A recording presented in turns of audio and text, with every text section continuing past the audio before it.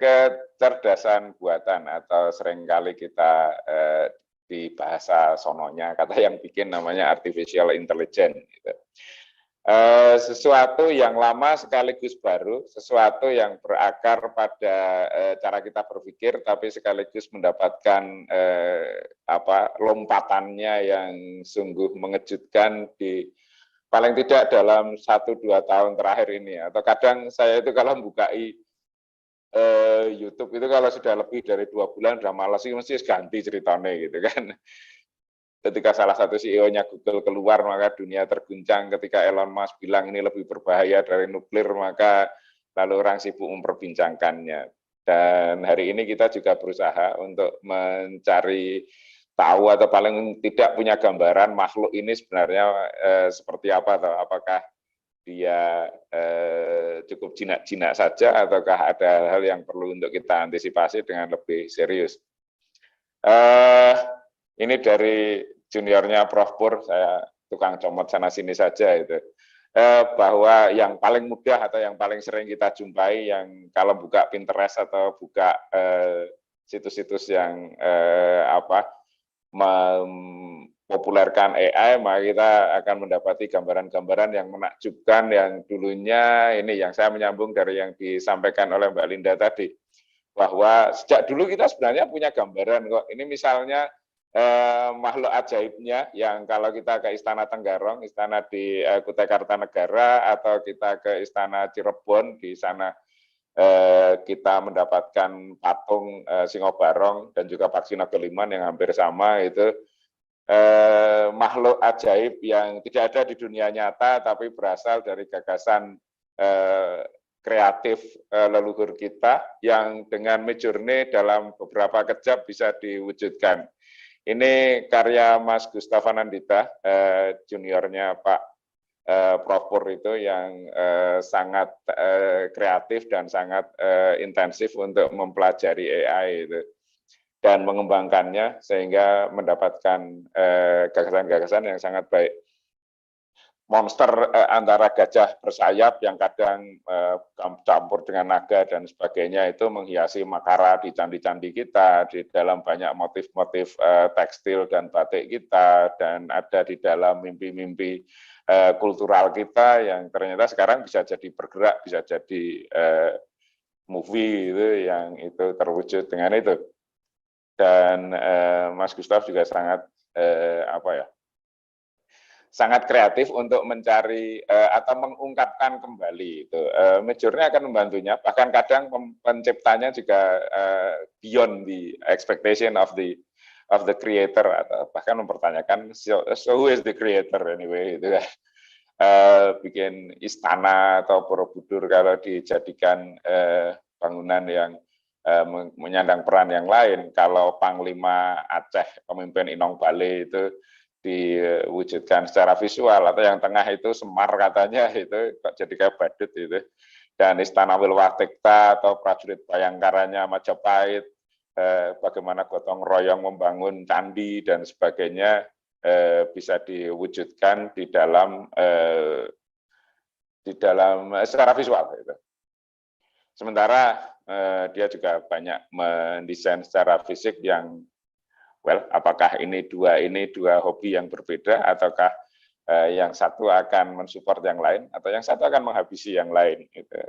Pertandingan is still going on. Gitu. Tahun lalu anak muda dari Turki yang menggegerkan dunia karena NFT-nya yang berbasis AI laku terjual 1,3 juta dolar. Dan dia mengerahkan begitu banyak data cuaca, data lingkungan, sampai berpuluh terabyte untuk divisualisasikan. Sehingga bukan sekedar bermain dengan warna-warni, dia mengolah Casabatlo, karya masterpiece-nya, salah satu masterpiece dari Anthony Gaudi di Barcelona, yang dia olah sehingga menjadi visualisasi yang baru, gagasan yang baru, yang sangat memicu dan membangkitkan imajinasi, tapi juga memiliki akar yang sangat kuat pada pengolahan big data yang dia lakukan gitu. Ini tahun lalu, dan ini beberapa hari yang lalu ketika dia membuat video mapping di bangunan yang sama. Jadi Kasabatlo dihidupkan dengan video mapping yang luar biasa, sehingga menjadi kisah tersendiri yang tersaji secara visual di situ, antara lekuk-likunya Kasabatlo sendiri yang sudah seperti monster itu, tapi lalu diperkaya dan direlatifkan dengan perangkat-perangkat tersebut. Nah, mungkin ini sesuatu yang tidak terbayangkan pada masa lampau. Kita membuat peralatan dari tadi yang disebut Mbak Linda, mulai dari kapak batu sampai bom nuklir mungkin. Tapi selama ini peralatan itu kita yang mengendalikan. Nah, sekarang ini salah satu dari tantangan yang paling mencekam adalah peralatan itu bisa mengambil keputusan. Sehebat-hebatnya bom atom atau bom nuklir, yang mengambil keputusan itu presiden, gitu kan. Nah, di sini dia punya sistem yang memungkinkan dia untuk mengambil keputusan, dan itu yang perlu untuk kita antisipasi, gitu. Well, itu diantara gagasan tersebut. Nah, sesi per ini kalau teman-teman di LPI dari Pokja Teori dan Pokja Teori Arsitektur berencana untuk membuat satu serial, gitu kan, tentang AI dalam arsitektur, tepat khususnya yang berkaitan dengan teori arsitektur. Maka untuk sesi yang pertama ini kita akan banyak memperbincangkan tentang pengenalannya sekaligus peluang dan tantangannya. Sehingga kalau sekarang ada AI, maka ya saya memasrahkan pada AI, wahai AI, ceritakanlah dirimu, siapakah engkau dan manfaat apa yang bisa kita dapatkan, sekaligus bahaya apa yang mungkin akan bisa terjadi dengan keberadaanmu, itu. Maka saya tanya kepada ChatGPT itu, walaupun ChatGPT itu kadang bohong gitu, tapi nggak apa-apa lah. Ini saat ini saya percaya itu kalau dia memberikan jawaban yang baik. Maka AI by AI, kata dia itu, AI adalah is a field of computer science and engineering that focuses on the development of intelligent machine, jadi mesin cerdas, that can perform tasks that typically require human intelligence. Sehingga dia secara tipikal memerlukan kecerdasan manusia, secara visual perception, speech recognition, nah yang bahaya ada decision making. Ketika dia bisa mengemulasi proses yang terjadi di dalam benak kita untuk mempersepsikan secara visual, mengenali bunyi, lalu menjadikannya meaningful, dan menjadi informasi yang diolah oleh kepala kita, lalu menjadi decision making, disitulah yang akan membedakan AI dari peralatan-peralatan yang selama ini diciptakan oleh manusia. And natural language processing, sebenarnya ini perkara simbolis yang bagaimana memahami simbol, sangat semiotik, tapi ternyata kajian simbolisme itu mendapatkan momentum yang luar biasa dengan keberadaan AI ini. AI system are designed to learn from data, make prediction, and automate task. Bahwa dia bisa belajar dari data yang raksasa itu dia bisa pelajari. Di antara ciri big data itu adalah jumlahnya besar, variabelnya banyak, dan tidak stabil, gitu kan. Sehingga dia berubah terus dan dia bisa dalam kecepatan yang tak terbayangkan bisa melakukan itu dan belajar dari situ. Sehingga ini jawaban ini saya download seminggu yang lalu, yang mungkin sekarang sudah berubah, gitu ya. Semoga belum. To learn from data, make prediction, membuat prediksi apa yang akan terjadi berikutnya, dan dia bisa lalu mengotomatisasikan tugas berdasarkan prediksi tersebut. Nah, itu yang menjadikan ini luar biasa. AI has numerous application in various fields, such as healthcare, finance. Tadi kita diskusi sedikit dengan dokter itu. Dokter termasuk yang terancam nggak ya? Finance, transportation, and entertainment, and has the potential to revolutionize the way we live and work, melalui the way we think. Gitu. Lalu ketika saya tanya ada berapa macam sih AI, gitu. Dia menjawab ada, ketika di-generate beberapa kali, maka jawabannya juga ganti-ganti. 2 di antara sekian banyak jawaban yang mungkin relevan dengan diskusi kita adalah yang pertama, Neural Weak AI, yang ditujukan untuk melakukan tugas secara khusus seperti image recognition, language translation, itu kalau sekarang kita pakai, beberapa waktu yang lalu saya menyiapkan satu museum dan ada yang usul, itu apa keterangan-keterangan caption-captionnya itu dibikin dalam 3 bahasa, buat apa? Google Lens dipencet sudah mau keluar bahasa apa saja kok, gitu kan. Tinggal diarahkan ke teks yang ada di karya-karya yang dipamerkan itu. Nah, itu Nero AI atau Weak AI yang dia ditugasi untuk melakukan sesuatu. Yang lebih luas lagi adalah yang general atau strong AI, perform an intellectual task that a human can and also learn and adapt to new situation. Nah, dia disuruh tapi juga bisa beradaptasi, sehingga adaptasi dalam situasi yang orang atau pihak yang menyuruhnya itu belum tahu, gitu kan. Dia bisa menyesuaikan itu. Ya, sehingga akan dapat mengambil keputusan dengan berbasis pada daya adaptasinya pada berbagai situasi tersebut. Yang terakhir yang seringkali disebut sebagai mengerikan adalah artificial superintelligence, yang surpass human intelligence in all cognitive domains. Dia bisa melampaui segala sesuatu yang sudah dipikirkan manusia itu, karena dia bisa memahami betul. Sebagai artifisial, dia sebenarnya meniru proses neuroscience yang ada di dalam sistem kita, dalam tubuh kita, tapi lalu dia menjadi, karena kecepatannya menghandle begitu banyak data, maka bisa menjadi beyond yang ditiru. Ya, biasanya kita menggunakan istilah artifisial itu untuk yang KW, gitu kan, ada yang ori, ada yang KW, tapi ini KW-nya lebih hebat dari yang orinya untuk penugasan tertentu yang dia bisa mendominasi itu. Begitu juga yang klasifikasi berikutnya, istilahnya agak beda, ada rule based, machine learning, and deep learning. Itu ya. Deep learning ini yang selalu diwaspadai, awas itu kan.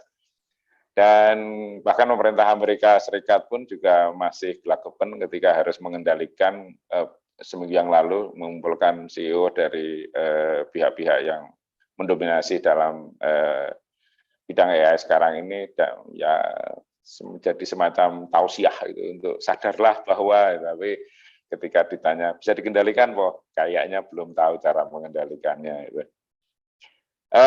Kalau kita masuk AI di dalam desain arsitektural, maka ada beberapa hal menurut AI, menurut ChatGPT, ini saya nggak bikin, ini ChatGPT yang bikin itu, adalah satu design optimization, bahwa kita bisa mengoptimalkan, kalau kita bicara building science, bagaimana mengoptimalkan energi, ada kriteria tertentu, constraint tertentu. Biasanya kalau dulu kita menyebutnya sebagai well-defined problem, bisa kompleks tapi kriteria dan parameternya jelas, sehingga bisa ditugasi untuk melakukan optimasi di dalam berbagai variabel tersebut. Lalu yang kedua, untuk memicu kreativitas visual dengan membuat virtual reality dan augmented reality, yang kita ini ChatGPT-4 yang mempelopori itu, yang membuat sistem bahasa menjadi dapat diterjemahkan secara langsung menjadi sistem visual gitu.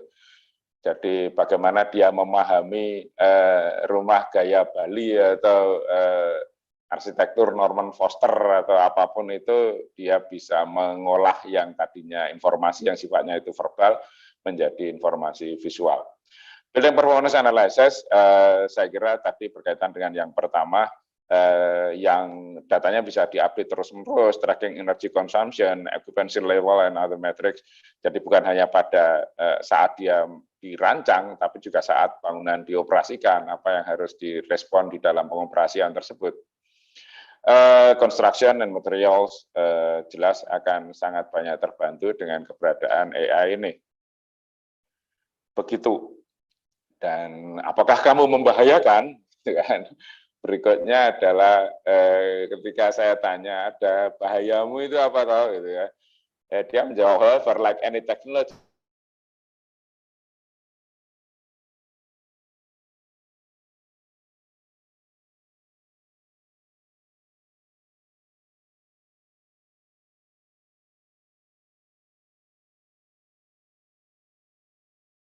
dalam cara pandang itu kan kita yang memegang kendali penuh atas pisau itu.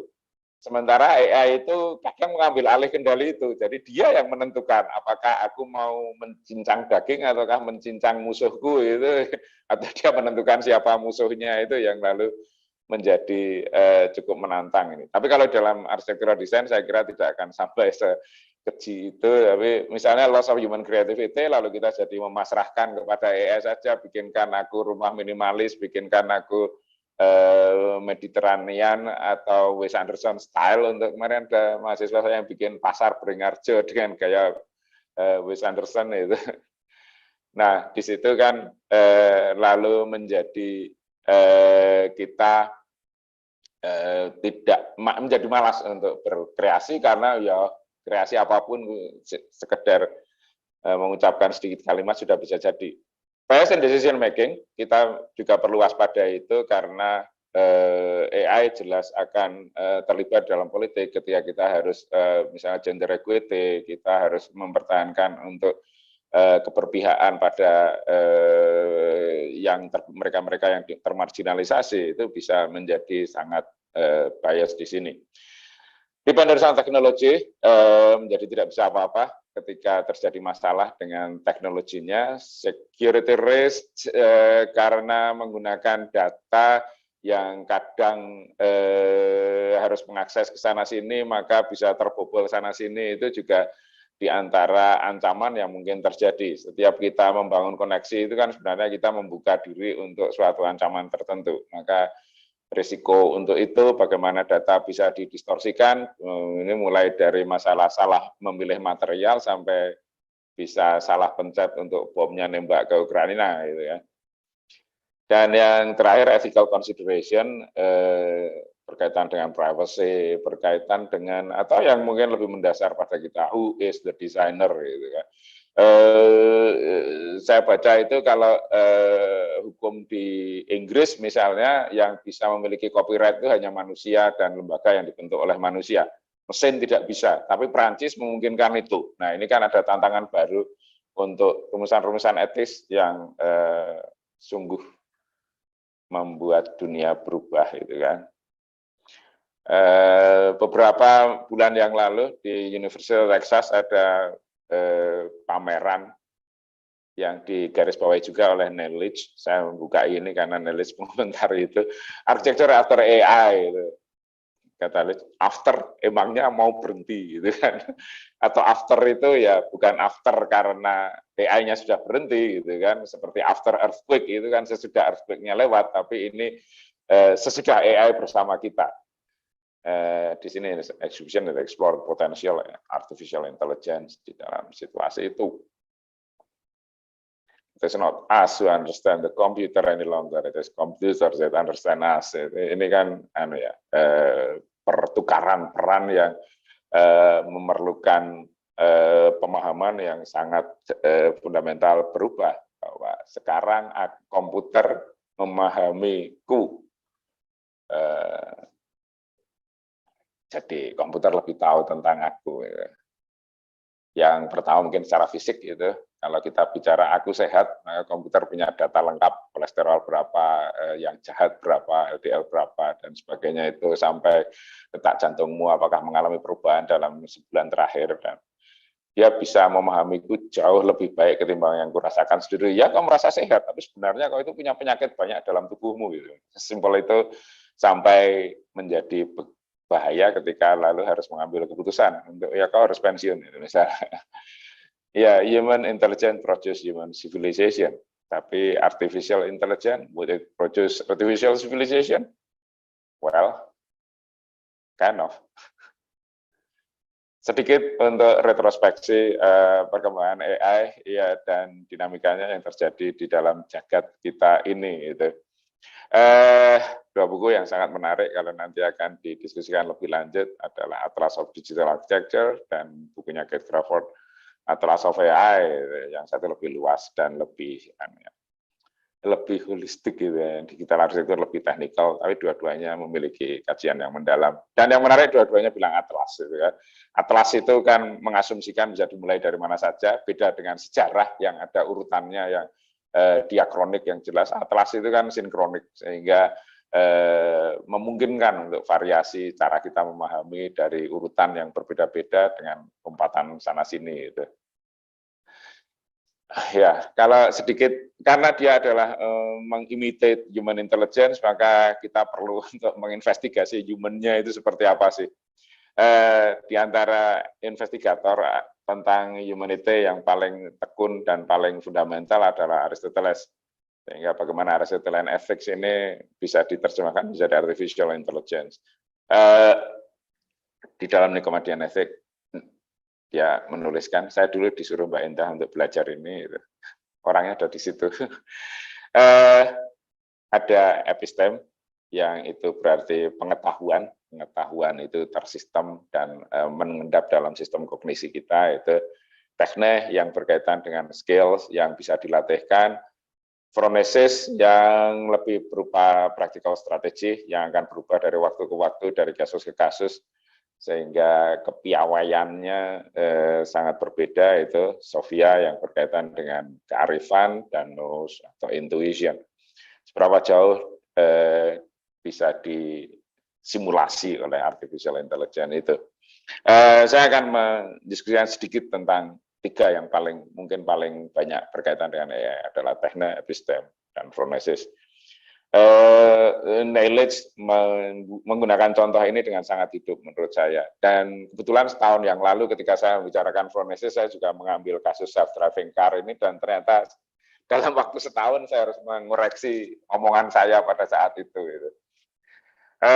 Di situ ada epistem, pengetahuan tentang mobil itu. Jadi mobil yang bisa self-driving, autopilot itu kan, dia memerlukan pengetahuan tentang mesin, pengetahuan tentang fisika, pengetahuan tentang combustion dan sebagainya itu. Dia juga perlu skill yang adapt, teknik yang berupa skill mengemudi, skill untuk merespon situasi dan sebagainya. Yang satu bisa dipelajari, yang teknik bisa dilatih.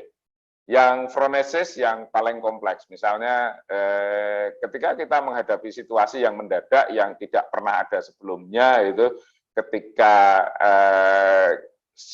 mobil itu harus memilih untuk, karena sangat terjepit sehingga harus memilih mau nabrak nenek-nenek atau anak remaja cantik yang ada di kiri atau kanan jalan, yang salah satu harus dikorbankan, maka di situ tadinya saya memahami bahwa ya manusia saja yang bisa mengambil keputusan itu, gitu kan, dalam yang sangat situasional seperti itu, nggak ada rumusnya itu.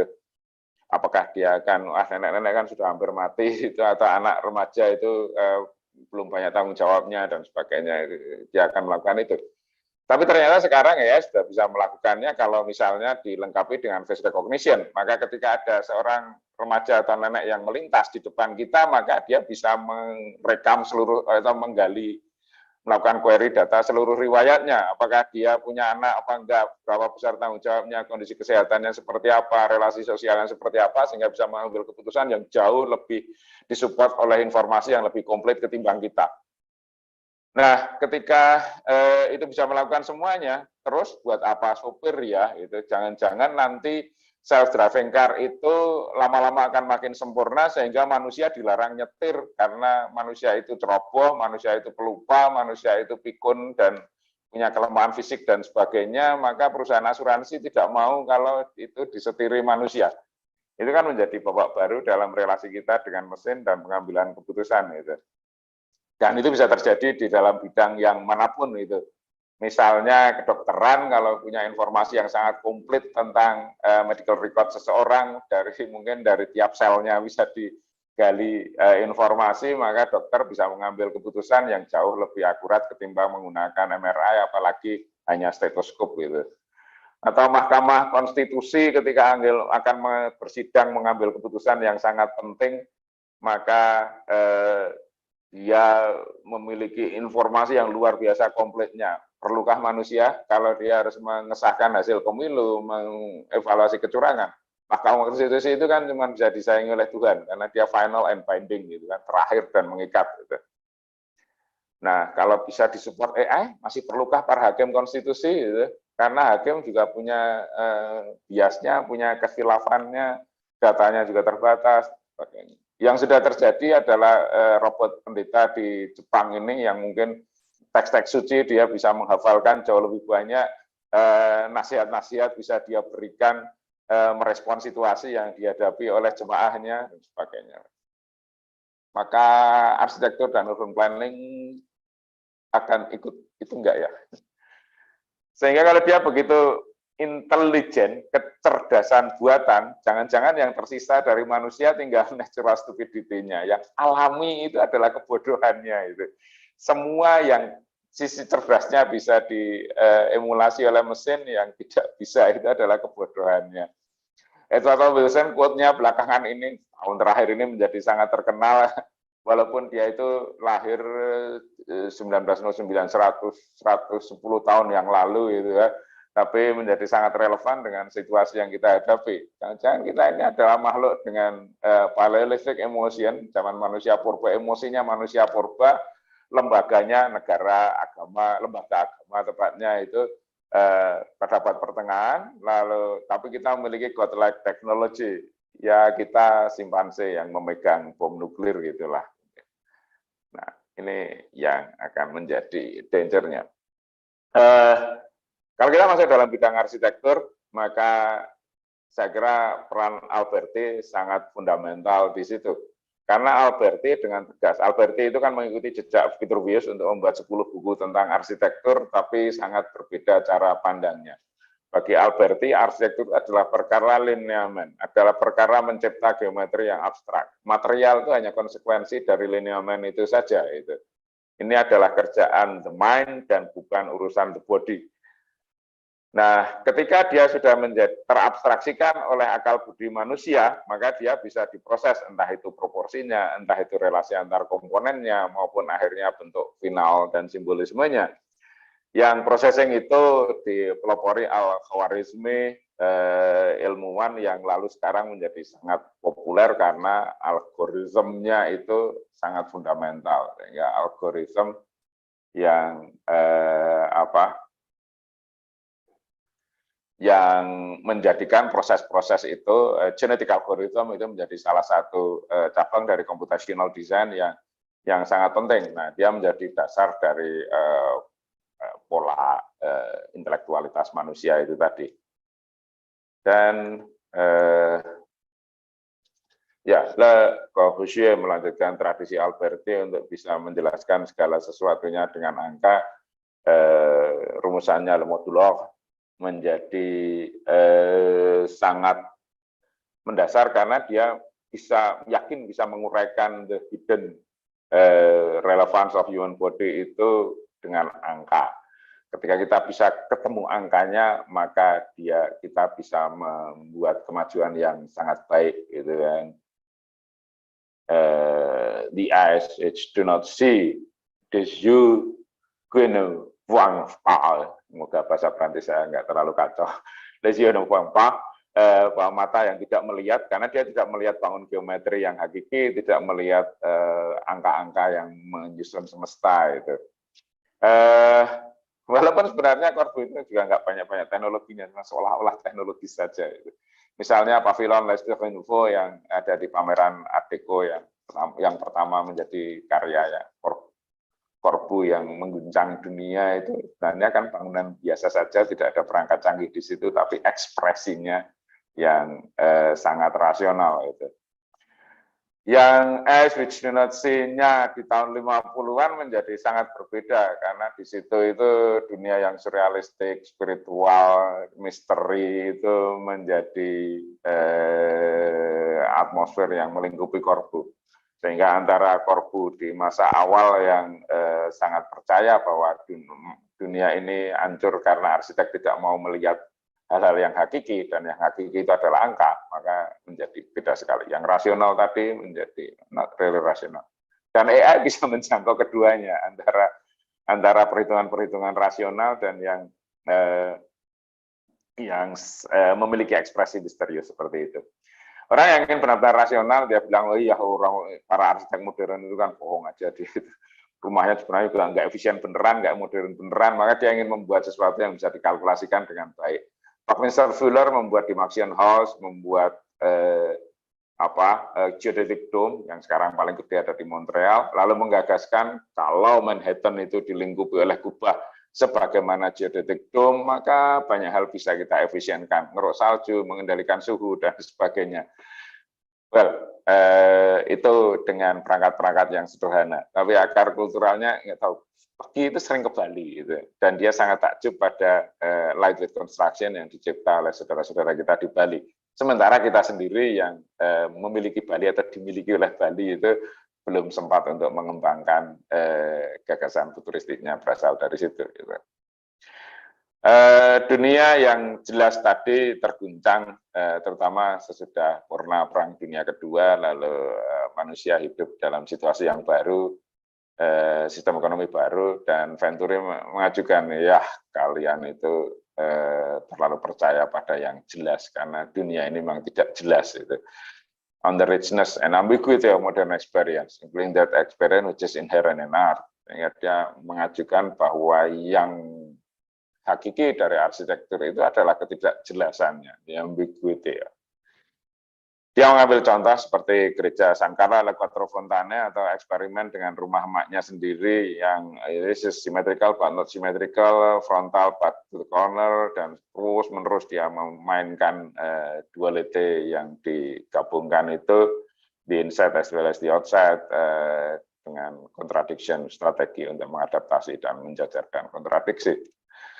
Dan sekarang kita bisa mengelola itu dengan sangat cepat, itu misalnya sebelah kiri ini gabungkan 3 karya Zaha Hadid, gitu. Maka ketiga karya tersebut jadi satu. Jadi yang both end-nya Venturi tadi dengan cepat, atau yang memiliki nuansa natural kultural. Ini misalnya komennya atau promnya adalah bagaimana tolong pindahkan rancangan Bjarke Ingels Superkiland yang ada di Copenhagen kalau dalam konteks Toronto dengan suasana musim gugur dengan begini, maka jadilah Toronto ala Bjarke Ingels. Atau Masjid Ottoman kalau dalam science fiction kayak apa sih? Gitu. Tampaknya kalau masjid mesin ini agak mati gaya, itu pokoknya harus berkubah, nggak punya bayangan selain itu. Well, yang lebih ilmiah adalah yang dilakukan oleh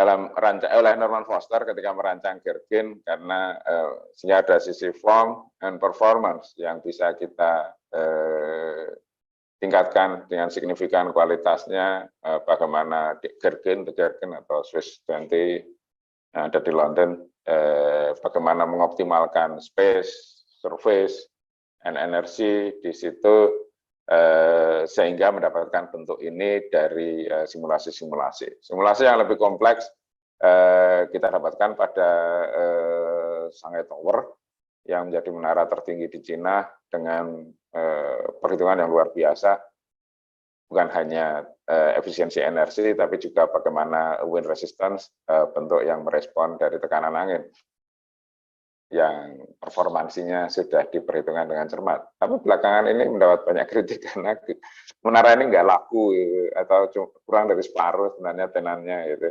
karena belum memperhitungkan ukuran meja. Jadi penyewanya pada nggak suka karena iya luasnya lumayan sih, tapi susah dipakai karena bentuknya meliuk-liuk karena merespon beban angin tadi, jadi repot kalau memakai. Nah, itulah. Tapi no problem, AI bisa belajar dari kegagalan dan kekurangan kita. Gitu. Patrick Schumacher terutama membackup Zaha Hadid, lalu mengajukan tentang parametrisism dan autopoiesis, atau menjadi unit-unit yang bisa mereplikasi dirinya sendiri dengan rancang. Dia menganggap bahwa arsitektur adalah unit autopoiesis sehingga dapat dirumuskan dengan mempertimbangkan kompleksitas informasi yang luar biasa. Gitu. Shape grammar selalu menarik karena manusia itu kan berpikir berdasarkan pattern, gitu kan. Ketika bisa dipatternkan, ini bayangkan simple interpretation itu buku Shape Grammar ini dibuat tahun 75, sehingga dia menyusun rumusan yang waktu itu jelas belum ada komputasional ya, tapi berusaha untuk melogikakan susunan-susunan komponen yang ada di situ. Pendahulunya yang jauh lebih lama adalah Jean-Nicolas Louis Duron yang mengajar di L'école Polytechnique di Prancis tidak lama sesudah revolusi.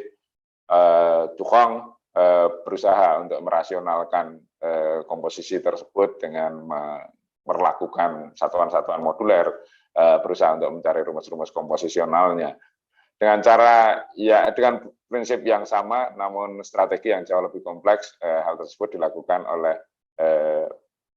Bjarke Ingels dengan saya suka membincang karyanya Bjarke Ingels itu karena logika berpikirnya itu bisa dijelaskan secara transparan. Karena mau numpuk seperti ini, karena mau mendapatkan ini, maka bentuk didistorsikan seperti ini dan sebagainya. Ada yang mengatakan bahwa Bjarke Ingels telah menundukkan geometri. Jadi geometri sudah dikonquers geometri. Oke, dengan shape grammar dan parametrisism tadi, maka form itu bisa di-generate, gitu kan. Jadi kalau kita menganggap bahwa proses perancangan itu sebenarnya kan secara fundamental terdiri atas dua sisi, bagaimana how to generate alternatif, gitu, bagaimana membuat variasi bentuk, itu, lalu memilih mana yang paling baik. Discriminator bisa membuat ranking 1, 2, 3, 2000 dan seterusnya itu. Dulu kita seperti itu, dulu kita ngorek-ngorek atau asisten kita ngorek-ngorek, lalu kita membuat diskriminasi. Oh, yang ini yang terpilih karena pertimbangan ini. Jadi dua step yang terpisah. Atau kadang walaupun kita sendiri yang melakukannya, saya yang mensketsa sekaligus saya yang mengambil keputusannya, maka itu adalah dua sisi dari perancangan. Helmutian saya kira yang paling ekspresif sketsanya untuk menyusun alternatif itu. Nah, yang menjadi tantangan ketika variabel-variabel discriminator itu bisa embedded di dalam generatornya. Nah, kalau sejak awal sudah dipertimbangkan, maka dual proses ini menjadi tidak diperlukan lagi, karena sejak awal itu memang alternatifnya sudah memenuhi kriteria itu.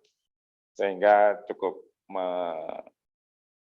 menantang juga. Nah, tadinya saya juga berpikir ketika terpukau itu, oh ya berarti proses desain akan dibalik. Kalau dulu kita itu menggunakan dua-duanya, maka sekarang yang satu bisa dibantu oleh mesin untuk mengenerate alternatifnya.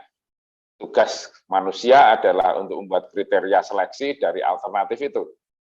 Oh, mana yang paling cocok untuk daerah ini, fungsi ini, duit segini, budaya seperti ini, dan sebagainya itu. Tapi kalau itu bisa di-embedkan di variabel yang pertama, maka menjadi irrelevan lagi kan. Ya sudah, sejak awal kan sudah mempertimbangkan itu. The design proses akan menjadi cukup berbeda.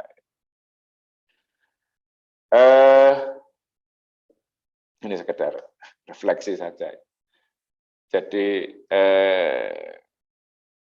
apakah ada paradigma yang berubah dari proses-proses tadi dalam skala bangunan sekaligus dalam skala kota itu?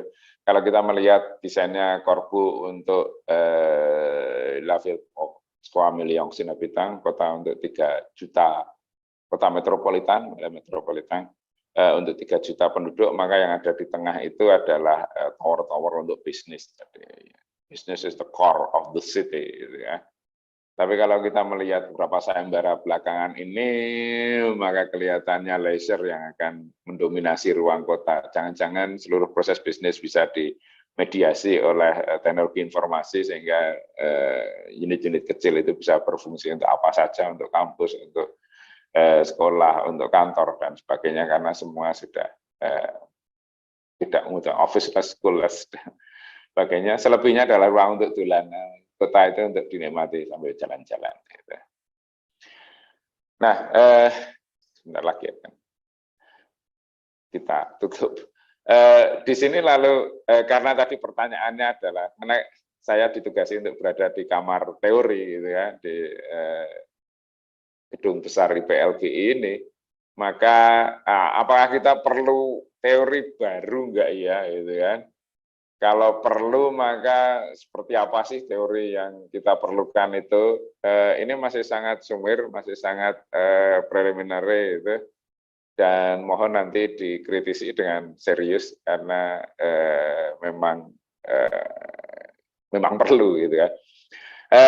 Kalau saya meminjam buku kesayangan saya tentang filosofi and architecture-nya Winan Klassen, maka arsitektur sebagai action itu kan dibagi menjadi 3 sisi. The making of architecture, experiencing architecture, dan understanding architecture. Making itu punya sisi mentalnya, berpikir, merancang, tapi juga punya sisi fisiknya, konstruksi. Experiencing juga begitu, punya sisi memanfaatkannya, tidur, beraktivitas, lewat, dan sebagainya, tapi juga punya sisi mentalnya, melihat, memandang, membayangkan, well, itu experience, lalu understanding untuk memahami apa arsitektur yang kita berada ini. Jadi sesudah dibuat, bangunan sesudah dibuat, maka bisa dialami, dan dari situ kita punya pemahaman relasi antara arsitektur yang dibikin dengan pengalaman yang akan didapatkan atau benefit yang akan didapatkan. Maka dari situ ada 3 pertanyaan fundamental. Dari sisi understanding, maka jangan-jangan kita perlu mempertanyakan what is architecture. Dengan mediasi teknologi informasi yang sangat kencang itu, jangan-jangan arsitektur sendiri sudah berubah. Relasi Vitruvian yang itu sudah terguncang dan mungkin rubuh begitu mendasarnya. Yang kedua adalah berkaitan dengan kita, what is the designers? Wah, kita masih mendesain nggak ya? Ataukah mesin mendesain untuk kita, atau kita disuruh untuk mesin untuk menggunakan desainnya? Ada hal yang mendasar tadi, terutama berkaitan dengan proses desain dan pengambilan keputusan. What decision do we have? Dan yang terakhir, who atau what is the users? Siapa yang akan mendapatkan benefitnya, dan what kind of benefit yang akan bisa diberikan oleh arsitektur itu dalam konteks AI ini. Kalau kita mau menguliknya lebih jauh lagi, mungkin kita ketika what is good architecture, maka ada teori totalitas arsitektur yang perlu kita gugat lagi, apakah triadnya Vitruvius atau duality-nya Romamangun itu masih valid berkaitan dengan arsitektur yang dikembangkan dengan AI ini, atau AI mengembangkan arsitektur. Theory of values, apakah arsitektur punya nilai ya? Apakah kita berorientasi pada manusia, pada Tuhan, pada environment, pada teknologi? Ketika kita punya pilihan yang unlimited, maka yang mana sih yang akan kita jadikan dasar untuk pengambilan keputusan? Dan ini ya, satu kelebihan aja itu. Yang kedua adalah berkaitan who is the architect and what process that they are engaged. Apakah programming, design method, design thinkingnya akan semua akan berubah. Gitu. Dan siapakah usernya? Apakah dia memenuhi kebutuhan manusia? Apakah Maslow itu masih berlaku? Apakah theory of function itu menjadi berubah? Kalau dulu Sumi mengusulkan event cities, yang akan menekankan pada event ketimbang pada aktivitas, atau apalagi pada fungsi atau behavior, atau saudara-saudara kita para behavioris yang sangat kencang untuk mempromosikan behavioralism, masih relevan nggak ya itu dengan situasi yang dihadapi? Atau boleh jadi theory of adaptation yang dulu Piaget yang paling awal formulasikannya, dan berikutnya mereka yang belajar tentang affordance menjadi sangat relevan. Affordance itu konsep yang sangat banyak menjembatani antara arsitektur dalam bidang fisik seperti kita dan arsitektur dalam teknologi informasi. Tapi kalau kita bicara tentang AI, maka mungkin yang kuncinya adalah partisipasi. Gitu. Jadi bagaimana partisipasi AI ini dalam menciptakan arsitektur, mengambil keputusan tentang arsitektur yang akan dibuat. Sebelumnya secara lebih mendasar adalah tentang understanding architecture, bagaimana memahami arsitektur yang sudah dibuat dan dimanfaatkan, experiencing architecture. Dalam jalinan 3 ini, maka si AI akan berperan untuk menjawil sana sini atau mengintervensi di sana sini gitu. Well, ini yang perlu untuk kita posisikan. Sebelumnya manusia mencipta AI atau kecerdasan buatan untuk membantunya melakukan sesuatu.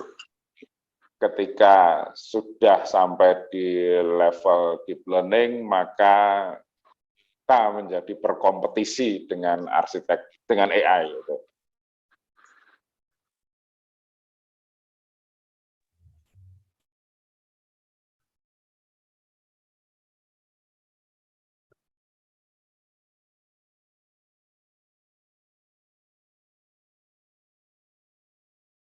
Jadi competing with AI. Dan yang terakhir yang semoga tidak terjadi adalah AI against us. Gitu. Jadi dia mengambil keputusan dan bilang kamu salah, gitu kan.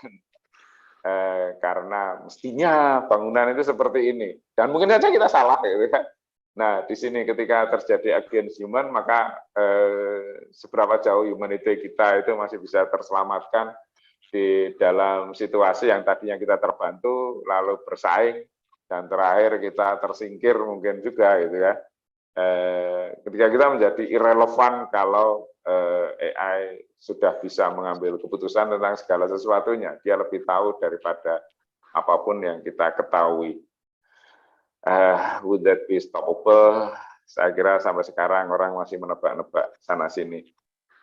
Ya, mungkin itu sedikit dari obrolan yang agak ngaco dari saya itu. Saya kembalikan kepada Ibu moderator itu.